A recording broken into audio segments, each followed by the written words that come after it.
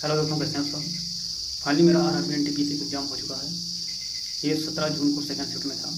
यहाँ पर मैं आपको डिटेल एनालिसिस बताने वाला हूँ अपने एग्जाम की। सबसे पहले बात करते हैं रीजनिंग की। रीजनिंग का लेवल जो था इजी टू मॉडरेट लेवल का था, या फिर आप इजी ही बोल सकते हैं।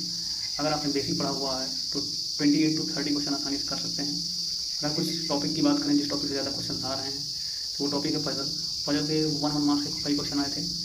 अगर आपने प्रैक्टिस नहीं किया हुआ तो प्रैक्टिस कर लीजिएगा, क्योंकि टाइम टेकिंग है और आसानी से आप क्वेश्चन कर पाएंगे। इसके साथ में कई क्वेश्चन अल्फ़ाबेट सीरीज के आए थे, तो आप उसकी भी प्रैक्टिस करके जाइएगा। और अदर क्वेश्चन नॉर्मल आए थे, और ऐसा भी कोई क्वेश्चन नहीं आया था जो कि किसी न्यू टॉपिक से आ गया हो। कैलेंडर से क्वेश्चन नहीं आए थे, क्लॉक्स नहीं आए थे।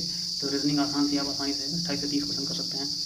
इसके बाद आते हैं मैथ्स की बात करते हैं। तो मैथ्स का भी लेवल इजी टू मॉडरेट था। आप ईयरली 28 to 30 क्वेश्चन कर सकते हैं। हाँ, कुछ क्वेश्चन कैलकुलेटिव थे, बट ऑप्शन भी आप देख कर वो क्वेश्चन कर सकते थे।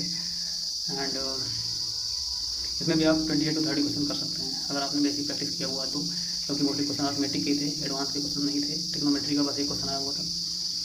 इसके बाद बात करते हैं दोस्तों मोस्ट डिबेटेड सब्जेक्ट जो कि आप अभी तक सुनते चले आ रहे हैं, जीएस की। तो जीएस जैसा कि आप सुन रहे थे वैसा ही है। GS easy sorry moderate to hard level का रहा है। अगर हम बात करें एसएसटी की, तो एसएसटी में history, civics and economics, geography जो भी क्वेश्चन हैं, अगर आपने ट्यूशन पढ़ा हुआ है तो आप good amount number of question कर सकते हैं। एंड अगर करंट की बात करें तो करंट में आपको थोड़ा डिटेल में पढ़ के जाना पड़ेगा। अगर आप ये सोच रहे हैं कि वन लाइनर पढ़ के मैं चला जाऊँ तो आप ज़्यादा पसंद नहीं कर पाएंगे। इसलिए डिटेल में पढ़ के जाइए, ज़्यादा बेटर है आपके लिए।